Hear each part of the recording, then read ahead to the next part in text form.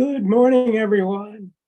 The Board of Supervisors of the County of Del Norte and the governing body for which all other special assessments and taxing districts for which the board so acts is now meeting in regular session. Only those items that indicate a specific time will be served, or will be heard at the assigned time. All other items may be taken out of sequence to accommodate the public and staff availability. So at this time, let's take time for a brief moment of reflection.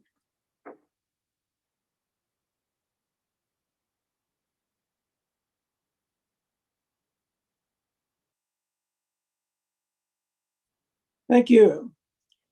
Jerry Hemmingson, will you please lead us in the Pledge of Allegiance? Absolutely. Please stand and begin. I pledge allegiance to the flag of the United States of America and to the republic for which it stands, one nation, under God, indivisible, with liberty and justice for all. Thank you. So we have introduction of new employees. Are there any new employees to be introduced? None today, Chair. All right. Did you hear me, Bob? Our I supervisor records? None today. Thank you. Okay, County Council, are there any reportable actions from closed session? No, there are not. All right. Are there any deletions or corrections or additions from the board members to the agenda at this time? In order to add an item to the agenda, the matter must have come to the attention of the county subsequent to the posting of the agenda. And the matter requires action before the next regular meeting of the Board of Supervisors. Yes, Mr. Chair, I have an issue that I would like added to the agenda. It's come to my attention that there has been considerable illegal parking on South Beach, which is kind of blocking the area for locals to visit, or even for people out of the area to visit that area. So I would just like to have a discussion. I'd like to add it on the agenda so that we can have a discussion on what thoughts are of supervisors on how we should look at that issue. So if you would, if we could put that on as an urgency item. We need to have, I think Joel will let us know that we need to have 4/5, so we would all have to be in favor of putting that on the agenda. Okay, we have an agenda item being added. Is there any objection? I do not object. You usually need a motion. I'm sorry. I would make the motion that we put on the agenda discussion and take possible action for the illegal parking that's occurring at South Beach. I'll Do we second. have a second? Yes, I'll second. All right, we have a motion and a second. Do we have any public comment? Kylie? Vice Chair, I'm seeing none at this time. All right. Okay, we have a motion and a second. All in favor, say aye. Aye. Aye. Aye. Aye. All right. It's added to the agenda. Okay. We'll now hear brief reports and announcements from board members related to programs, projects, travel, and committees. Supervisor Starkey, would you like to start off, please? I will, Vice Chair. Thank you. It was a pretty light 2 weeks for me. I attended the Harbor Commissioners meeting. I attended an event out at the Alexander Family Farms, local, but Food Network celebrity Guy Fieri was out there. He's filming a program called Guy's Family Vacation, and that's going to be featured on the Food Network channel. So I was able to be a part of that. I always get excited when our little part of Delaware County gets added to some big shows, so I will make sure I promote that when it will be aired. I attended several 4th of July planning meetings. We were able to select our hometown heroes. We found 12 very fine selections, and they're going to be featured on banners down Front Street during the 4th of July festivities. I've been finalizing some key events that will be occurring for that Independence Day weekend, one of which, and I hope you will all join me, is the Fireman's Fireball competition, which Darren Short has assured me is going to be well worth the attendance. So also get your parade entries in too. I attended the Redwood Coast Transit Authority meeting. We were able to enter into another 3-year contract with Heron and TMTP, who really have been providing a really great service to the Transit Authority. They'll be in with us for another 3 years, and I'm looking forward to their continued efforts to make our transit system even better. I toured the county with Code Enforcement Officer Dominic Mello, and I'm going to tell you it was one of the most eye-opening experiences I've ever had. We went to homeless encampments. We went to current code violations that he has open, and it's brought to me a new level of concern that I have for some of the issues in Del Norte County. Oftentimes we don't see them, so out of sight, out of mind. And this was something that was extremely eye-opening for me. And it makes me concerned for the safety of the code enforcement officer, as well as seeing firsthand that additional staff may be needed in order to help him keep up with the amount of compliance issues that are outstanding. I attended a Crescent City Council meeting. That's always interesting. I've had several conversations with Caltrans about concerns over last chance grade. There was an article in the paper not too long ago. I reached out to Matt Brady, who assured me that they are looking into alternatives to the current closures. None of the alternatives are going to satisfy 100% of the people. We have to accept that. The work needs to get done. There's going to be long closures. My concern and my focus is going to be on the residents of Klamath. Some of their concerns that they have lost their jobs because they're chronically tardy to work. They are not getting medical attention in a timely fashion, and some of the other things that come along with that. So I'm going to be in close contact with Caltrans to make sure that we come up with some solution that perhaps can mitigate some of those concerns. And the last is I spent time reviewing and monitoring the decisions of Cal OSHA. As the public knows, California opened back up on June 15th. However, Cal OSHA didn't loosen their restrictions. And so if you're a county employee, we still have to social distance, wear masks and that sort of thing, which is totally fine. I have no problem doing that. But I am hoping that we can get some more consistency so that there's less confusion when it comes to what are the requirements that needs to be done countywide. So I will be following up on that and making sure that any new updates, we get that out to the public. That is it for me, Vice Chair. Thank you. Supervisor Short. Thank you, Mr. Vice Chair. I attended North Coast DMS Medical Advisory Committee meeting. I attended NorCal for Health presentation with Dan Heath and his seminar about taking care of problems upstream rather than taking the problems as they come. I attended the Pelican Bay State Prison Citizens Advisory Committee. I attended Redwood Coast Transit Authority meeting. I tuned into the state and local officials webinar about the American Rescue Plan, where that's going. I listened in also, as Supervisor Starkey said, listening on the Occupational Safety and Standards Board meeting, and heard a large amount of callers expressing their displeasure at OSHA's rules, still forcing them to continue to wear masks. Future meetings in that regard will be interesting to pay attention and follow up on. I also attended the city council meeting last night as well. One other thing I did during these last 2 weeks was I sat with our lead dispatcher, Tom Betlieski, at the Delaware County Sheriff's Office for a while, and watched him do his job all by himself, dispatching for 24 plus different agencies.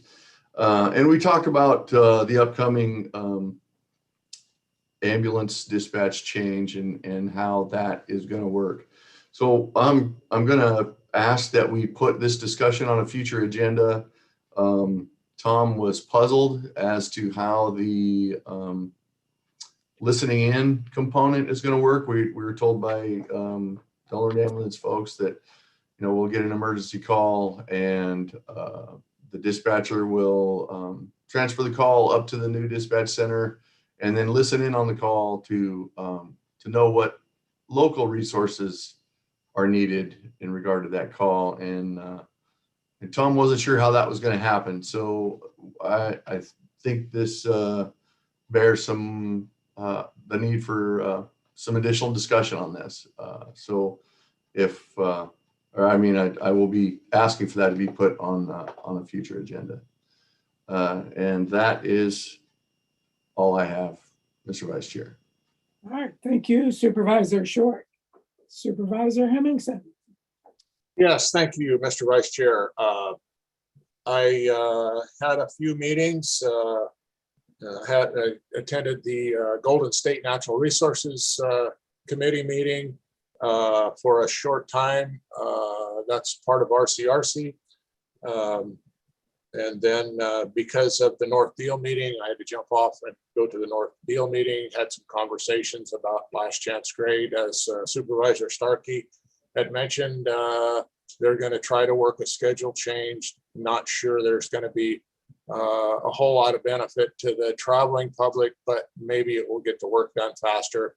And I don't think it's, if they do change something, they will put out enough notice that we will all be at least aware of it. You can see now traffic gets backed up for a considerable amount of distance on that closure. So we definitely need something to be done, and that work is going to go on until October is the projection at this point. And I thought it was interesting that they said this will, if everything goes according to plan, this will be the first time since 2014 that there hasn't been some sort of closure on that road, some one-way traffic on that road. So we've been dealing with it for 7 years, and finally, maybe we'll get some relief in October, and then the rains will come and we'll see what happens there. So it's very interesting. Had a Dungeness Crab Task Force meeting, had a risk assessment management plan working group meeting.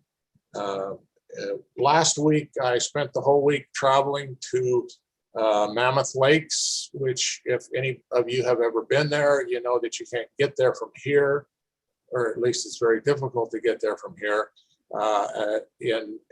Take the shortest route, or I don't know, shortest, fastest, whatever route. You have to go into 2 different states and then come back into California. It's a long trek, but well worth it. For the RCRC meeting, that's representing California rural counties. We had some great discussions and tours of their forest management, as well as lack of rainfall and how that's affected some of their things, as well as the rest of California dealing with the drought. Along with the RCRC meeting, we have a GSFA meeting, which is the Golden State Finance Authority, which is the funding mechanism that keeps counties' fees low and allows RCRC to do the work for counties that they do. A great resource, and I think it's a resource that our county departments maybe need to utilize more of, and I'm going to try to set up a meeting at some point with all of the departments that could use their help. I also had a conversation with Matt Brady. I should have had this done before I left to go to RCRC. I've gone all last week and had to catch up most of yesterday to just get my feet back on the ground. But we wanted to put porta potties up on South Beach again. We've agreed to fund that up to $400 and in a concert with the Harbor District, who funds the other portion. We evidently were too late to get the encroachment permit, but I talked to Matt Brady. He said he'd make it happen. My understanding is that has happened. And now we just need to make arrangements for the porta potty. So hopefully that will be happening. That's my report. Thank you. Thank you, Supervisor Hemmingson. Well, as all of you know, I've been dealing with some medical issues for the last 5 months. And now I'm happy to and pleased to announce that they have been resolved successfully. It's just one tremendous relief. I do want to thank Supervisor Starkey for all the work that she's done to help me in committees and all of the other things. She's really been a trooper, and I really appreciate it. One of the last things one of the things that I'm concerned about is the options for last chance grade.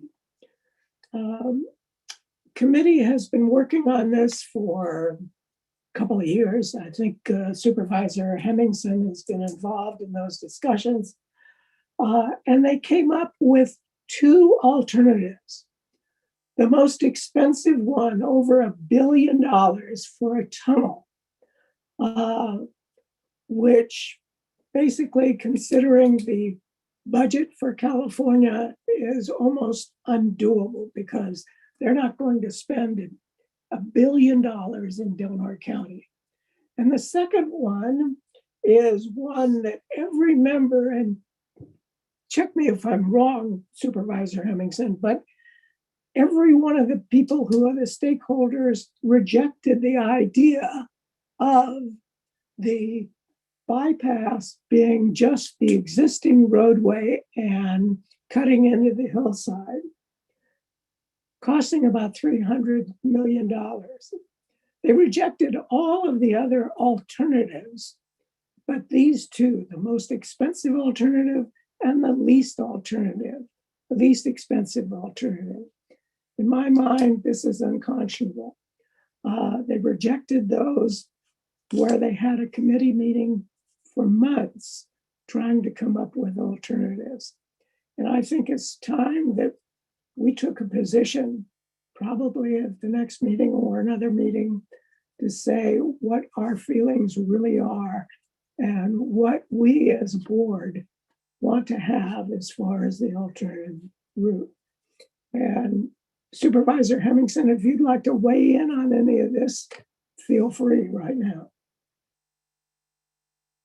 Yeah, absolutely.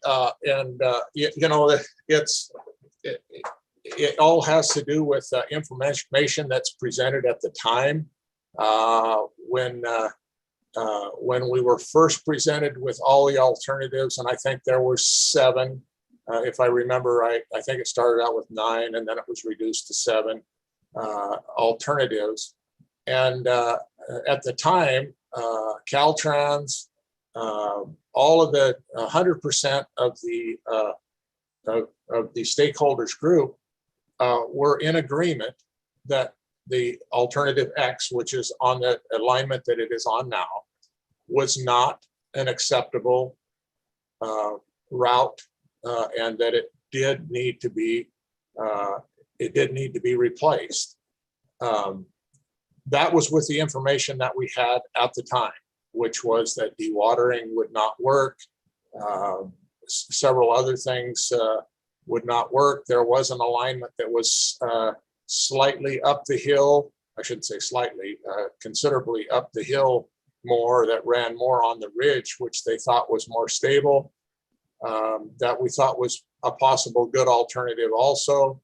The other alternatives were not any better than the route that we're on now. They were unstable. Resource impacts were huge. You know, and things change. So now the thinking is that they can keep the road on the alignment. And it does have some drawbacks.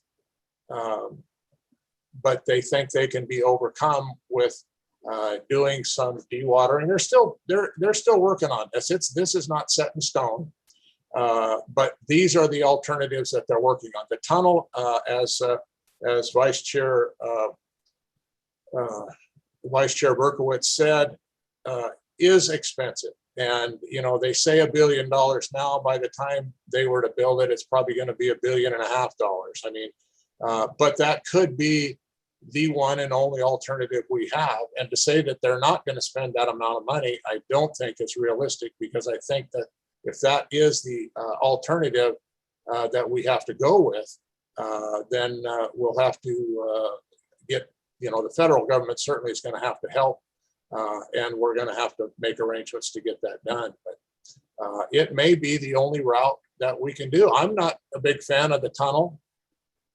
If I'm going to go to my doom, I'd really like to see where I'm going. I don't want something to come down on top of me. It's a long tunnel. It's 4,000 feet. So, and I'm not certainly not totally opposed to it. It is a lot of money, but right now, those are the only two options that are the two best options out of all of the picks that we have. And Supervisor Starkey was at the meeting, and even though she hasn't been there from the start, I think she got a real understanding of what they're coming up with. So it is important to know the information that's put out there at the time.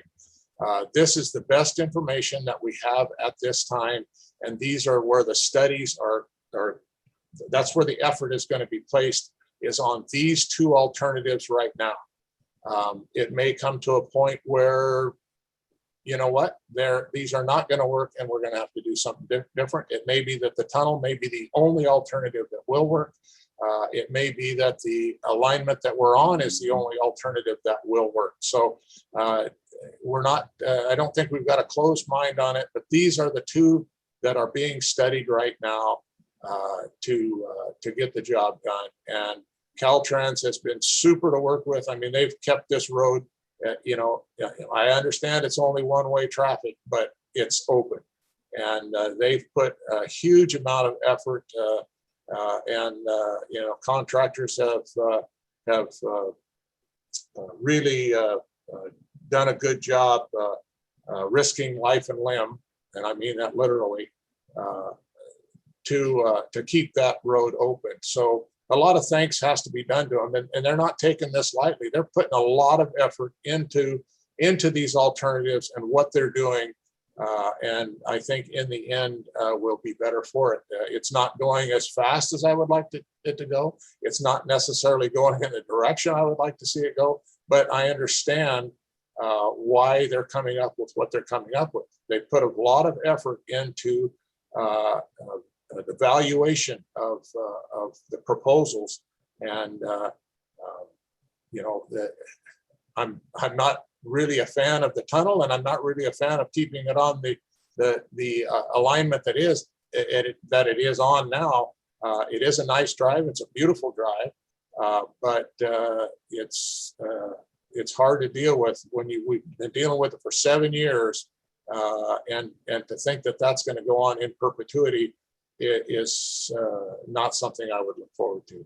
But I'm thinking here within the next 6 months or a year, we will know definitely this is the route, this is what we can do, and this is how we're going to manage it. So I'm certainly hopeful that it's going to move in the right direction, and that we keep supporting Caltrans and everything they do. Thank you. Thank you, Supervisor Hemmingson, for clearing up that situation. All right, we're going to, Supervisor Berkowitz, Sure. If I could, perhaps this is something that we could ask Caltrans to come and give us a mini presentation, because I do believe that the community should have this. They do provide this information on the lastchancegrade.com, but if it would assist you and others in understanding, perhaps we can ask them to come sometime later in July, maybe August, to come and just make a quick presentation about why they narrowed it down to the two alternate routes.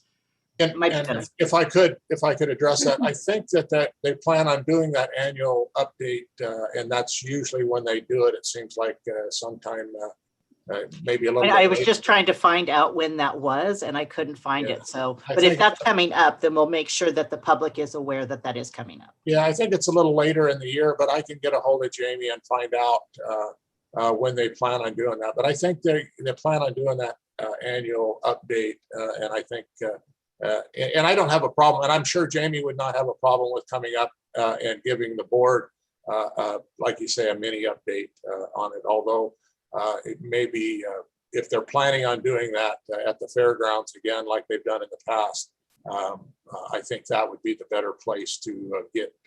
They usually do that in the evening where most people can attend. So let me look into that. But if not, if they're not going to plan on doing that, I'll see if I can get Jamie to come up. That'd be good. Good thoughts. Thanks. Well, I think something that the folks need to understand is that Caltrans is dealing with their decisions and the possibility of future environmental litigation. And I think that that's probably what drove them to the choice of the tunnel, because there was few options that, like Jerry said, were not unstable, did not have slides that were going to be a result of putting the roads in. And on top of that, there were old growth trees out there that were going to be a litigation nightmare. And we didn't want to, stall the effort to bypass the grade any more than it already has been.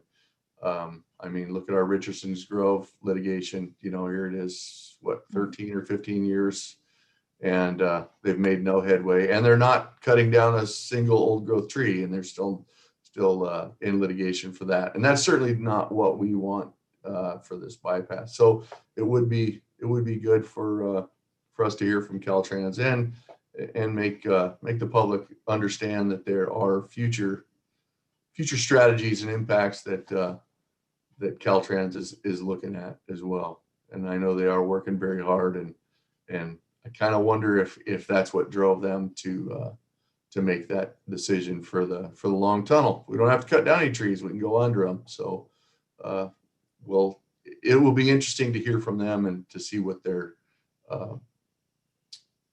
thought processes was. Sure. So, All right, thank you very much. Valuable input today. Let's move to the consent agenda. Is there any public comment on the consent agenda items only? Kylie? Move Vice for Chair, I'm approval. not seeing any hands raised at this time. Okay. I'll entertain a motion for adoption of the consent. Move for approval. Mr. Vice Chair, I'd like to pull item number 14, please, for discussion. Okay, And then I would second the motion to move for approval for all items save item 14. All right, we have a motion and a second. Kylie? Supervisor Starkey, Sorry, yes. Your mic- Supervisor Short, Yes. Supervisor Hemmingson, Yes. Vice Chair Berkowitz. Yes. All right, let's go ahead and move to item 14.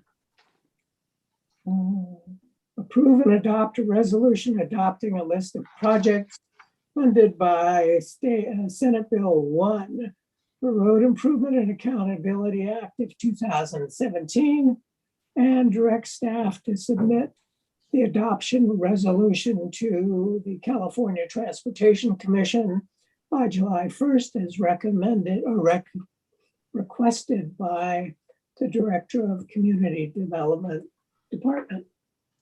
Mr. Vice Chair, before we do that, I just wanted to remind you that we have two timed items, the 10:25 comment, public comment period and the 10:30 appointment with Dr. Rewell. We can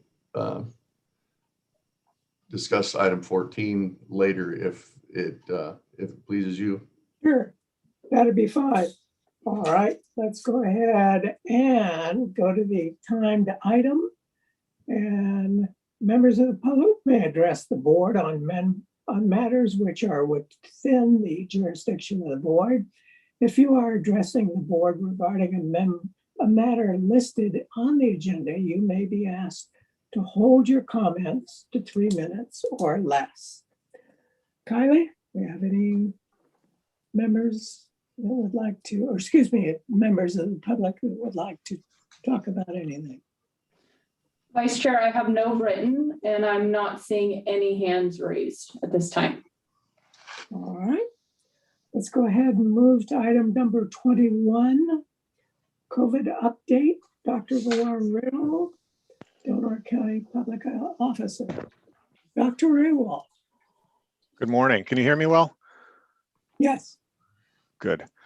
I will be very brief this morning. In general, things are looking pretty good for Del Norte. Case counts have averaged about 1 case a day for the last week, which is where we've wanted to be for a long time. This morning, we have nobody in the hospital. We've had a few cases in the hospital over the last couple of weeks since we reported last, but I don't think ever more than 2 or 3 at a time. We are not really seeing the pattern that would tell us that we have the Delta variant here. That's the biggest concern. We've not identified it here. They had 1 case identified a couple of weeks ago in Humboldt County, and I think there's been some sporadic cases showing up in other counties in Northern California. Having said that, I anticipate we will get that variant here sometime in probably in the next month. It's moving pretty quick, and it's probably going to take hold throughout most of North America or the next couple months of the summer. It's just a lot more infectious than the other versions, so it's outperforming the other strains of the virus that are out there. People ask about that a lot, what it might mean. Again, the things that make it more infectious tend to make it a little more aggressive when it sets up shop in somebody. So I think there's a higher risk of people who might have done better with the earlier strains of the virus, higher risk of those folks getting into a situation where they need to be in the hospital. Whether it has any greater long-term consequences, probably not really known. There's some reports that some of these variants have had higher death rates, especially among the most vulnerable people.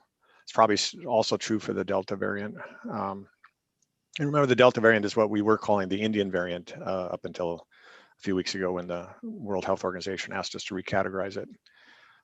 So that's the biggest one of concern right now, but we don't have evidence that it's here yet, but we should expect that it will arrive in Del Norte. I don't think we're going to be insulated from it. Not much else has changed on our planning front. Our testing service with OptumServe is going to be here into the fall. I think it's scheduled to be out through October. The SNAP nurse team, the full-time vaccination team that the state sent us is going to be here till the end of July. And they're still here 5 days a week, making their rounds throughout the county. Our nurses are still doing pop-up clinics. They have a clinic right now going on even as we speak at the rec center this morning. Trying to get a little more contact with some people who are homeless in our community. They're a pretty hard to reach group. They've been doing other pop-up clinics. Our schedule is on the website of what's upcoming. And that's about it. Not much else new. We're kind of winding down a little bit. Our casework has dropped so that I think we can safely release some of our case investigators back to their regular duties, and that's being planned for at the end of this month. The department has brought on a couple other individuals to help with ongoing case investigation should the need arise. And it probably will kick up again. We'll probably have some more case numbers rolling in later on next month. So, but I don't foresee anything on the immediate horizon that looks really dangerous for the county in terms of this virus. I think we're in a pretty good spot right now. And I'll take any questions that you like. Okay, any questions? I just have the quick one that I probably always ask is, where are we at vaccination wise? Not where we'd like to be.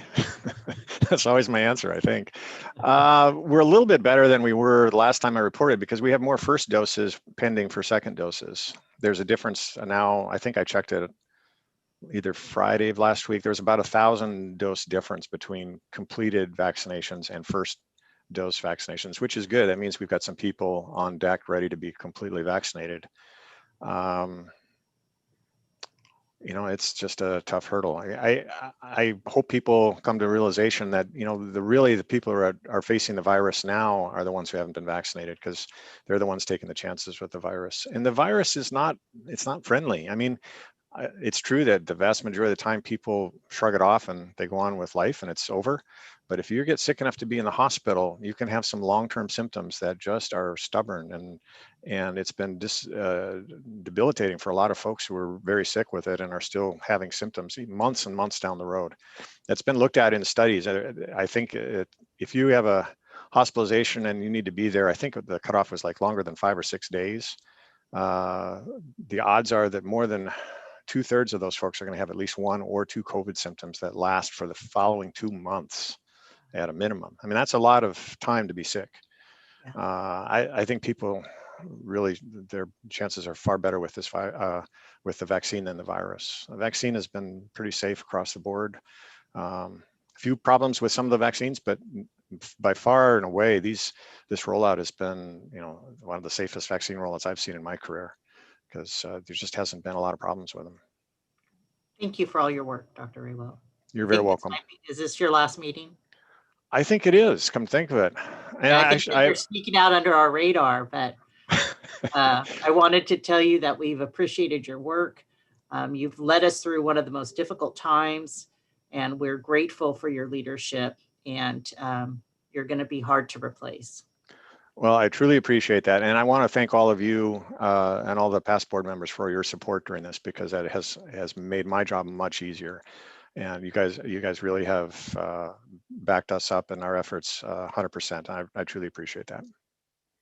Yeah, and I would also echo the sentiments of Supervisor Starkey. Thank you, Dr. Raywell. Thank you. Yes, thank you. Yes, Okay. thank you, Dr. Raywell. I wouldn't have wanted to have been in your shoes. Thank you very much. Happy retirement to you. Thanks. We're going to move back into item number 14.1. That's already been, I've already read that. Does anybody want to make a motion? Mr. Vice Chair, the reason I wanted to pull this is I was curious as to how the projects were chosen. I didn't know if the SB1 funds could be, or if they had to be spent every year. In my mind, just because it's in my district, I was thinking about Front Street.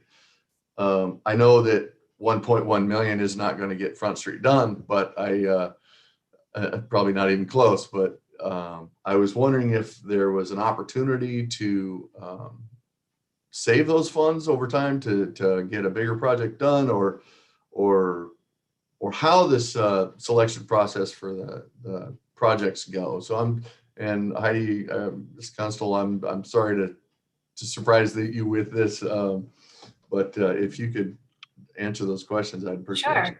Sure. Good morning, supervisors. To begin, the city receives an allocation for SB1 funds along with the county, and those allocations are based on, your miles of roads maintained. So when we look at the SB1 funds that are allocated to the county, we are only looking at the county maintained road system. So unfortunately, we don't look at Front Street. That's not one of our priorities. However, I do understand it is a regional priority. But as far as what we look for, we have a pavement management system, which is how we evaluate which roads are in the most need of repair in the county. And yes, we can hold money, we can save money in order to do larger projects, which is actually what we are intending to do. So when we have a fuller staff, we'll probably do larger projects on Lake Road Drive, North Crest Drive, Washington Boulevard, some of our higher roads that we receive a lot of our higher roads, our heavier traffic that we would really want to repair. Also, anytime any supervisors have issues in their district with roads, please feel free to come to us and let us know so we can evaluate those and work toward getting them on the list. For example, like this year at District 5, Klamath, that's one that we didn't necessarily look at because of the road situation and not wanting to have our equipment down there in the event that we needed to get it back up here. But we're always interested in feedback from the board members. And I hope that answered your question. It does. And thank you. And I probably knew that about the city's allocation, but was just wondering how we made those choices. So thank you very much. You're And welcome. with that, Mr. Vice Chair, I will move that we approve approve and adopt resolution as listed in item 14. Second. We have a motion and a second.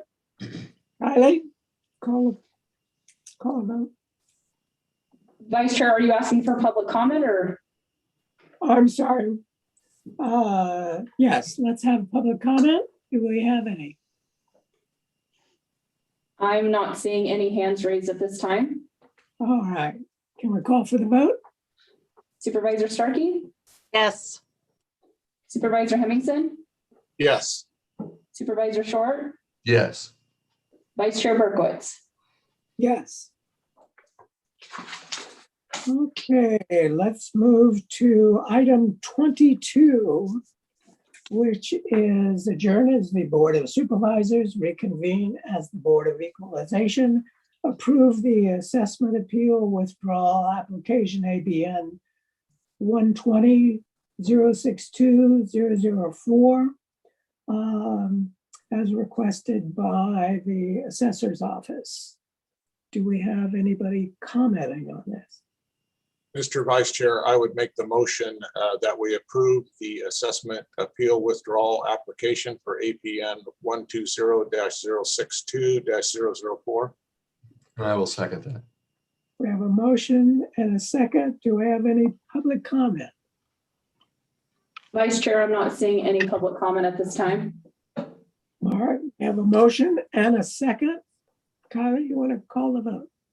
Supervisor Starkey, Yes. Supervisor Short, Yes. Supervisor Hemmingson, Yes. Vice Chair Berkowitz. Yes. All right, now we'll move to item 23, adjourn as the Board of Equalization, reconvene as the Board of Supervisors, and approve and authorize the chair to sign a letter of support for the Front Street Pedestrian Improvement and Roadways Revitalization Project 2021 raised grant application as requested by the Elk Valley Rancheria. Do we have any public comment on this item?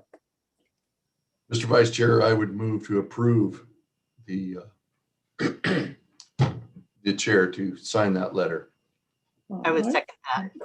We have a motion and a second. Kylie, do we have any public comment?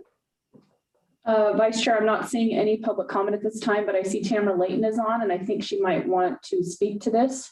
All right. No, I thank you for the offer. I'm just attending to answer any questions if asked. Thank you, Tamara. Okay, so we have a motion and a second.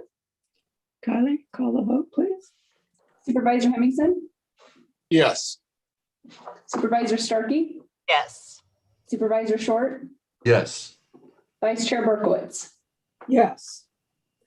Item 24, approve and authorize the chair to sign and send a letter of support for the Tallawahine Nation's Raise Grant application for the Connected Communities Plan as requested by the Tallawahine Nation. Do we have any comments on this? Kylie? Are you asking for public comment, Vice Chair? I'm sorry. Yeah, I do not see any hands raised at this time. all right. I would move for approval. Have a motion And I will second that. and a second. Kylie, call the vote, please. Supervisor Short, Yes. Supervisor Starkey, Yes. Supervisor Hemmingson, Yes. Vice Chair Berkowitz. Yes. Item 25, consider review and approve the proposed fiscal year 2021, 2022 Border Coast Regional Airport Authority budget as requested by the airport director. Do we have any public comment? Vice Chair, I'm not seeing any hands raised at this time. All right. Do we have a motion? I would move to approve. I don't know, I see Randy Hooper is on. I don't know if the board wants him to speak to it, but I would certainly make the motion to approve. I would second that motion. Motion and a second. Randy, would you like to comment on this? I'm certainly available for any questions, but this is an annual process that the board does go through with BACRA, so it's, it isn't anything new. The budget is very similar to the budget that was approved last year. I would point out that it does actually include an annual payment on the terminal loan that was provided from the county to the airport authority. That's based on a stable budget condition. Revenues have actually outpaced expenditures the last several years. So we're pretty confident that we have a good budget here. But again, I'm available if there are any questions. Okay, any questions? All right, we have a motion and a second. Supervisor Starkey, Yes. Supervisor Short, Yes. Supervisor Hemmingson, Yes. Vice Chair Berkowitz. Yes. Item 26, approve and adopt a resolution establishing an advisory redistricting commission as requested by the Assistant County Counsel. Good morning, Vice Chair and Supervisors. Thank you very much. This item is on again at the request of the supervisors last time, resolution establishing the Advisory Redistricting Commission. I will make a couple of notes here. I also included in this resolution an executive committee to be made up of members of staff and a couple of elected officials, just so that you guys know, this is a group that I've been working with actually for several months on redistricting issues. This is a group of folks that volunteered for this position. They've all seen this resolution and are, aware of the duties involved in that position. So maybe a little out of the blue for the supervisors, but not out of the blue for the people named here. So I thought I would mention that. And one other thing, assuming that the board does vote to approve this resolution, I would ask actually for one change to be made. Under 4A, I've set a date for July 13th, 2021 to come back to the board with recommendations for appointment to the commission. I'd actually like to change that to the July 27th meeting. I don't see a reason to rush the process. Well, there's plenty of reasons to rush the process. We've got a short window of time here, but that extra 2 weeks to choose people for the commission to allow more time for people who are interested to apply for that position, I think is appropriate here. So if you approve the resolution, I'd ask for that change. Mr. Vice Chair, I would make the motion to approve the resolution establishing an advisory redistricting commission and changing the date from July 13th to July 27th to report back to the board. And I'll second. I have a motion and a second. Okay, Kylie, any public comment? Chair, I'm not seeing, or excuse me, Vice Chair, I'm not seeing any hands raised at this time. Okay. Kylie, poll the vote, please. Supervisor Starkey, Yes. Supervisor Short, Yes. Supervisor Hemmingson, Yes. Vice Chair Berkowitz. Yes. Item 27, approve the request submitted by the Camon Foundation and authorize the staff to transfer unused Japanese delegation travel funds adopted in the 2021 budget in the amount of $2,190 to an account to be established by the auditor controller for the donation of these funds to the foundation as requested by the president of the Camon Foundation. All right, do we have, excuse me? Oh, we were just discussing if Bill was here to answer any questions, and he is. Okay. Do we have any comment, public comment? All right. Is this Yes, where I ring in? yes, you can. Good morning, supervisors. Thank you for allowing me to address you this morning. I'll make this as quick as I can. We've got our sister city agreement. Most people know about the sister city agreement that we have with Rikers and Takata, Japan. It all started because of the boat that washed up on the beach back in 2013, the boat by the name of Kamo May, which was belonged to the Marine Sciences portion of the Rikers and Takata High School. Most people are aware of the fact that, a lot has happened over the years, including the sister city agreements, and a lot of kids have gone back and forth. A lot of teachers and community members from both towns have gone back and forth, and it's really grown into something very nice. The Kamo May Foundation is a collaboration that's come about here just recently because we're trying to get the whole thing kind of out of government's hands. We kind of, want to get up and walk on our own without any assistance, but we're still crawling before we walk, and that's why we're requesting the funds. The Kamo May Foundation, just so that people know, we have many things planned, but I want everybody to know that the kids, the teens, the exchanges with the high school students remains probably the biggest priority for the Kamo May Foundation. There's also going to be the different exchanges with the teachers and the community leaders and business people, but that's going to take a back seat to the teens, we hope.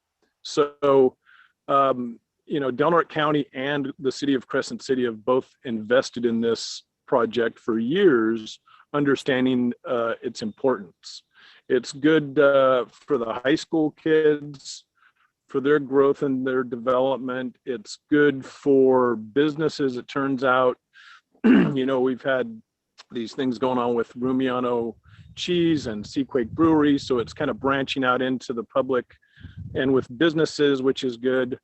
But mainly we just want to keep it, primarily for the kids. We want the kids to know that there's a big world out there, and we've got the sister city neighbors in Rikers and Takata, but there's a lot of other places in the world that we can springboard from there onto other things also. Another thing is that we're kind of helping and behind this video that's going to air on NBC for the Olympics here in just about a month from now, and we've been a big part of that. That, of course, is going to be really good for the economy in Del Norte County. We're hoping that can boost tourism for years to come. So we've got a lot of really good, healthy goals that start with the kids. We're hoping that maybe there can be some cultural programs that occur for years, as well as the business agreements and whatnot. So I'm open to any questions you guys want to ask, but I want to once again say that that our primary focus is trying to keep the teens at the high school interested, and a back and forth for those guys. Mr. Vice Chair, if I may. Yes, Yeah, thanks, Bill. It's not very often that we get to support something that's 100% positive. And I like the whole idea of kind of separating it from the government. This money has already been approved to be spent in this direction. I think it's, I don't think there's going to be anything bad said about it. I do think it's public benefit. I think that the entire county is benefiting from this sister city foundation or whatever. Yeah, I'm certainly supportive. So I just wanted to make that. Thanks, Bill, for being here. Thank you very much. I have some questions to Vice Chair, if I could. sure. Okay, so Mr. Stephen, what type of foundation is this? Is this a private or a public foundation? It's going to be a nonprofit 501(c) or C3. I always get those inverted, but it's going to be a open to everybody, public. We're hoping to get a lot of public involvement. It's one of those things where there's just 4 of us right now, basically maybe 4 main people with another 8 or 10 people, but we're hoping that a year or 2 from now we can get a lot of public involvement and have meetings and membership, and yeah, it's going to be open to the public. Okay, and did you develop any bylaws or core values yet, or are you guys still at the initial phase of this?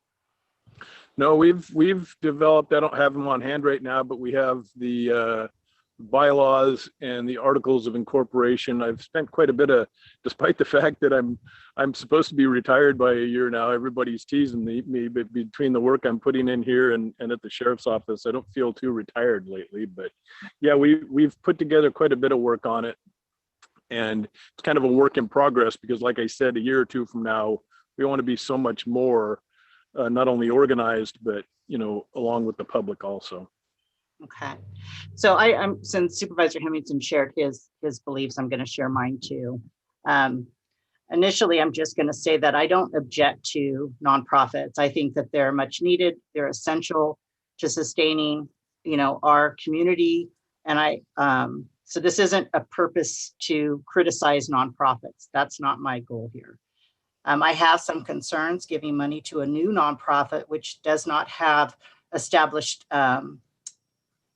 community involvement yet. And it comes to the question is, should the board be using taxpayer dollars to support any brand new nonprofit? And if we do this, are we setting a precedence for other nonprofits that we have to look at into the future? Also, is this where the intended, was this the intended of our taxpayers of where the money should go? I don't know about the rest of you, but I pay close attention to many people in the community who are very opposed to continuing to fund the sister city relationship and the travel that it involves.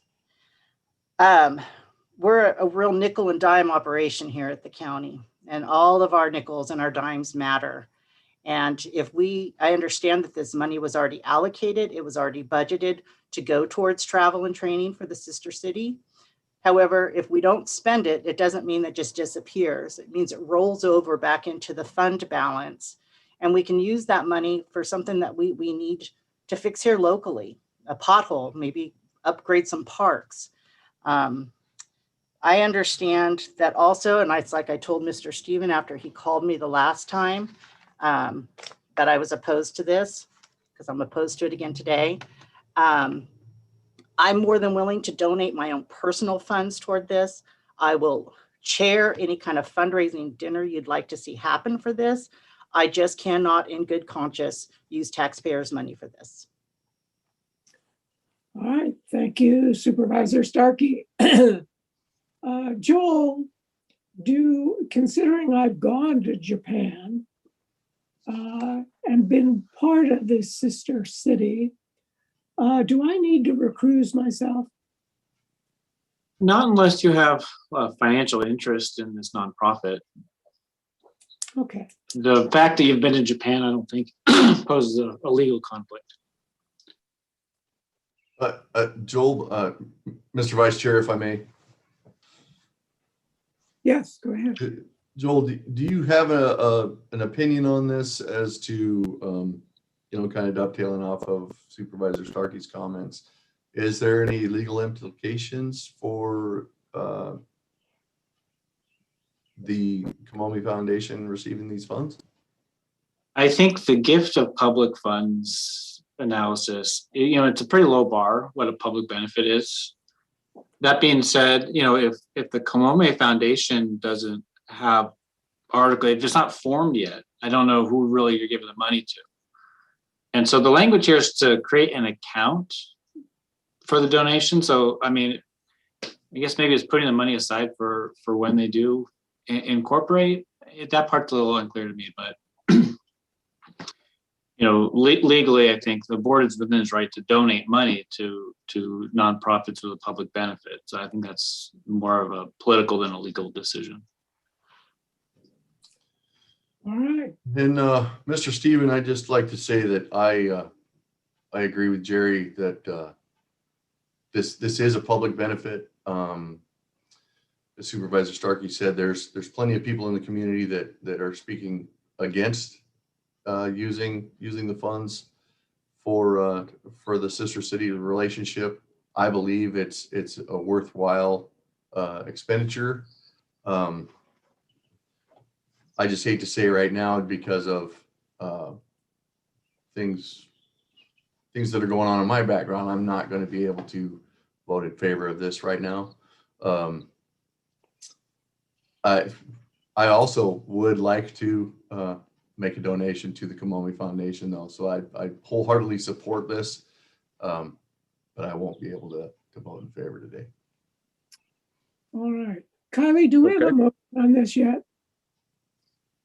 Vice Chair, I did not hear a motion. Okay.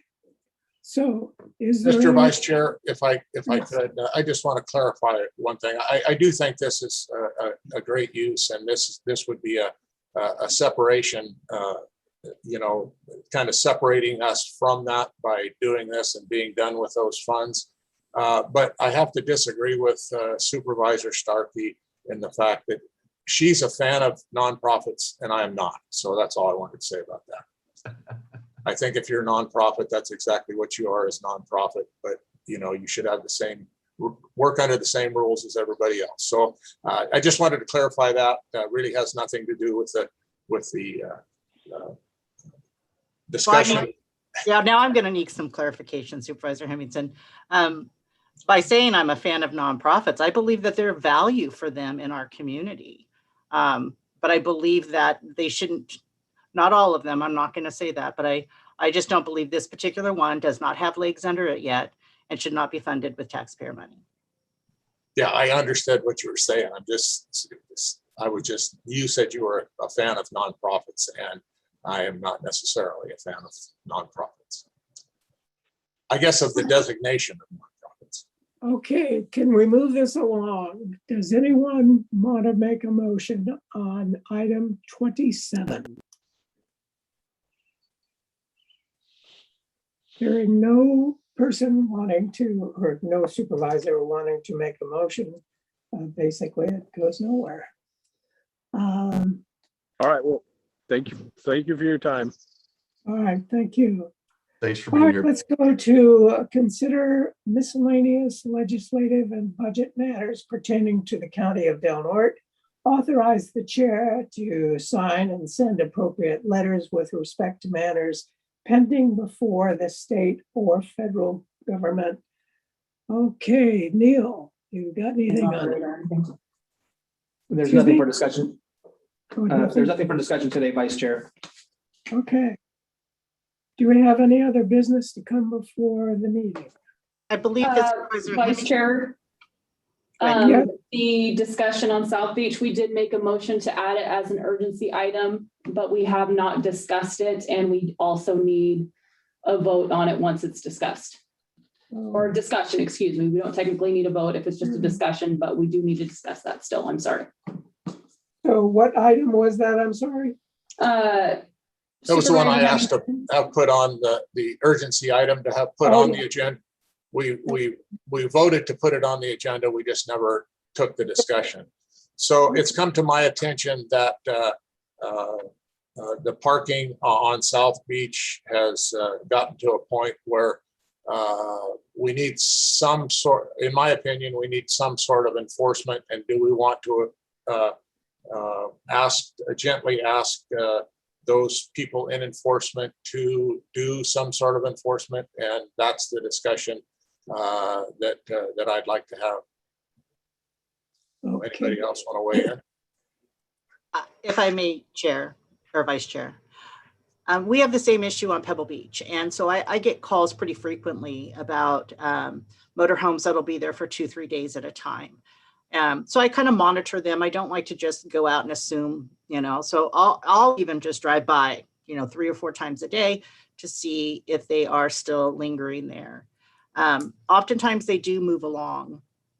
But I have contacted the Sheriff's Department and asked them to give them gentle nudges to move them along, because there is no parking ordinances. No camping ordinances in those areas. Now, is South Beach, my questions are, is South Beach in the city or the county? And are there ordinances, for no camping in those particular areas as well? If the answer is yes to there is ordinances, then we need to give them the gentle nudge to move them along. If there are no ordinances, or if this is in the city, we need to work with the city police department to see what their comfort level is. That would be my suggestions. Yeah, if I believe there are signs posted, no overnight parking, and that is in Caltrans jurisdiction. Caltrans, is a jurisdiction. It's certainly in the county. I don't know if we have an actual ordinance or not, but I know there are signs posted that say no overnight camping. And that doesn't necessarily mean that I want, if somebody's been driving all night and that's the first, that's the place that they can find, or the only place that they can find to pull over and rest themselves. I'm not saying we need to kick them out, for resting up. But I think those units, that are perpetual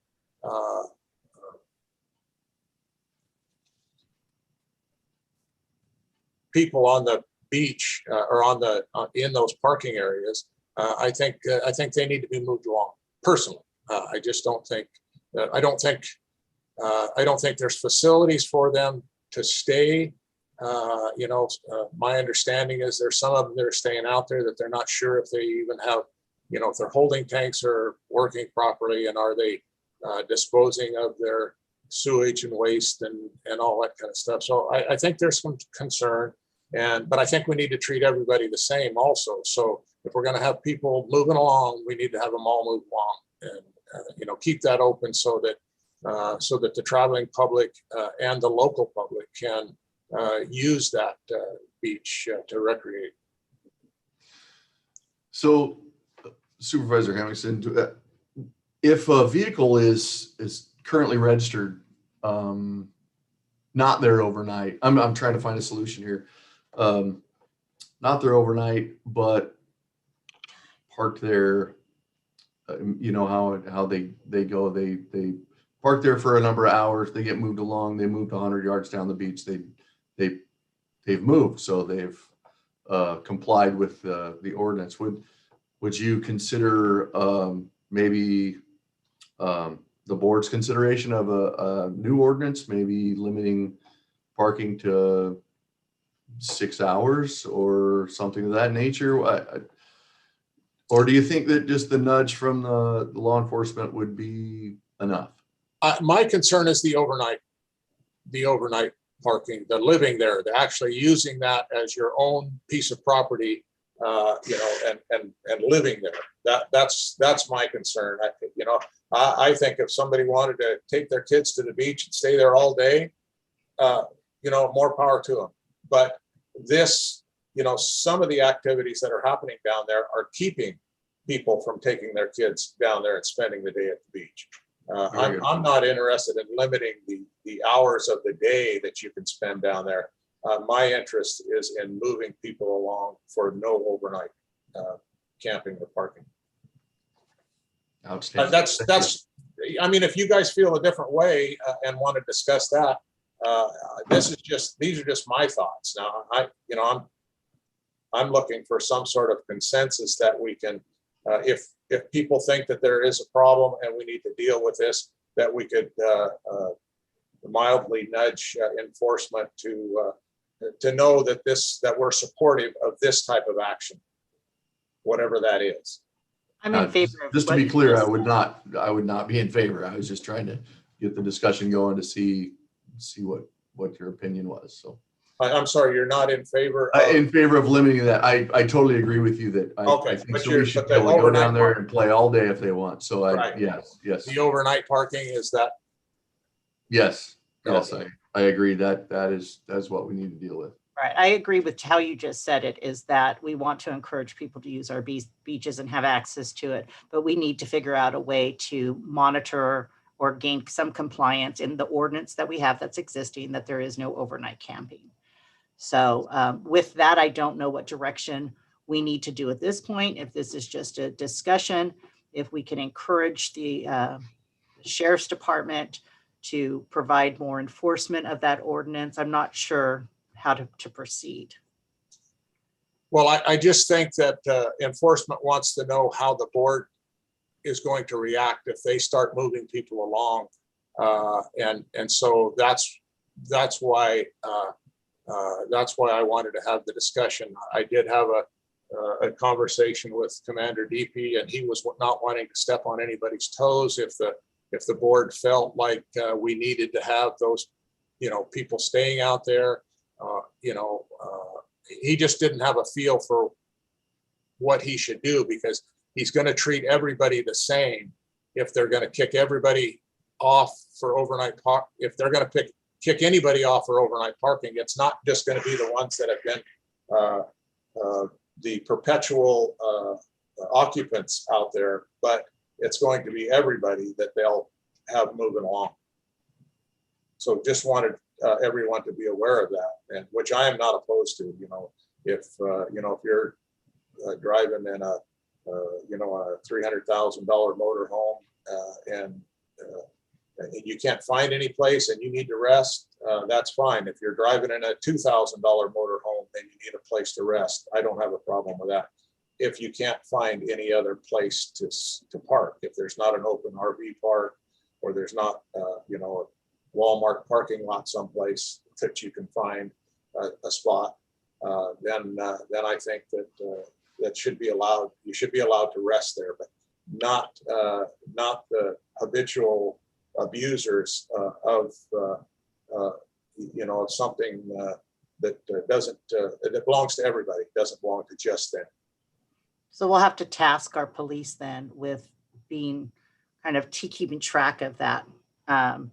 So I don't know how. It's not like a parking enforcement, right, where we mark their tire and see if it's like that. Well, that's up to I think that's up to enforcement to decide. I think this discussion was just opened up so that they can get a feel of what the board feels about it. Okay. I mean, that's all. We don't have to pass a resolution.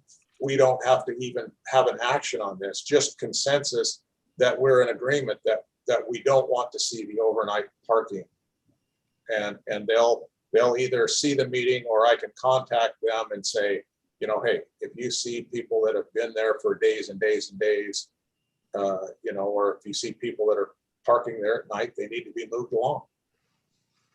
You've got agreement from this board. You already have signs on South Beach saying no parking. I think we just need to enforce that. We don't need to take any other actions as far as I can see. Just enforce the ordinance. Yeah. Okay. And that's what they want to know. That's what enforcement wanted to know. So that's why I opened this up for discussion. Thank you. I appreciate you putting it on the agenda. I appreciate the discussion. Okay. Thank you for bringing it to us. Is there any other business to come before the board? I think we've covered Vice it. Chair, there is none that I'm aware of. Okay. It looks like we are adjourned until the next meeting on July 13th, 2021. Thank you all for coming.